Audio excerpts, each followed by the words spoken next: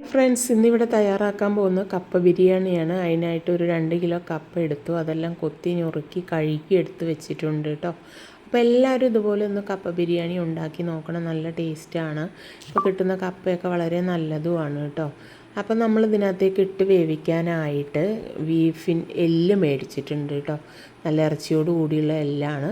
ഇനി ഇതിനകത്ത് ചേർക്കാനായിട്ട് മസാലപ്പൊടികൾ മല്ലിപ്പൊടി, മഞ്ഞൾപ്പൊടി, ഗരം മസാല, പെരിഞ്ചീരകം, കാശ്മീർ മുളകും പൊടി, മീറ്റ് മസാലയുണ്ട് കേട്ടോ. ഇനി നമുക്കൊരു ചീഞ്ചട്ടി അടുപ്പിൽ വെച്ചിട്ട് ഇതൊന്നും പൊടികളെല്ലാം ഒന്ന് ചൂടാക്കി എടുക്കണം കേട്ടോ. അപ്പോൾ അത് നല്ലതുപോലെ ചൂടാക്കി എടുക്കുന്നുണ്ട്. ഇനി നമ്മൾ ആ ഇറച്ചിക്കകത്തേക്ക് എല്ലിനകത്തേക്ക് ഇട്ട് കൊടുക്കുന്നുണ്ട് കേട്ടോ. ഇനി നമുക്ക് 2 കരിവേപ്പിലയും കൂടി ഇതിനകത്തേക്ക് ഇട്ട് നോക്കാം. ആവശ്യത്തിനുള്ള ഉപ്പ് ഇട്ട് നല്ലതുപോലെ ഒന്ന് തിരുമ്മിയെടുക്കാം കേട്ടോ.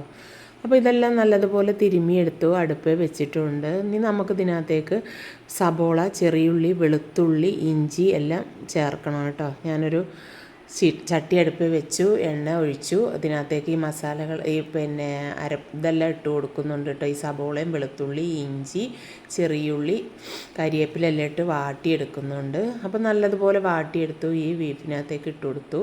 ഇനി നമ്മളുടെ കപ്പയൊക്കെ അവിടെ വെന്ത് തുടങ്ങി. അതെല്ലാം ഊറ്റി അരപ്പ് ഇട്ട് കൊടുക്കുന്നുണ്ട് കേട്ടോ. അപ്പോൾ നമ്മൾ ഇതിനകത്തേക്ക് തേങ്ങയും പച്ചമുളകും എല്ലാം ചതച്ച് ചേർത്തതാണ് കേട്ടോ. അപ്പോൾ നമുക്കതിന് ആവശ്യത്തിനുള്ള ഉപ്പിട്ട് കൊടുക്കാം. അപ്പോൾ നമ്മൾ ബീഫൊക്കെ വെന്തിട്ടുണ്ട് കേട്ടോ. ഇനി നമ്മൾ ആ കപ്പ ഇളക്കിയെടുത്തു.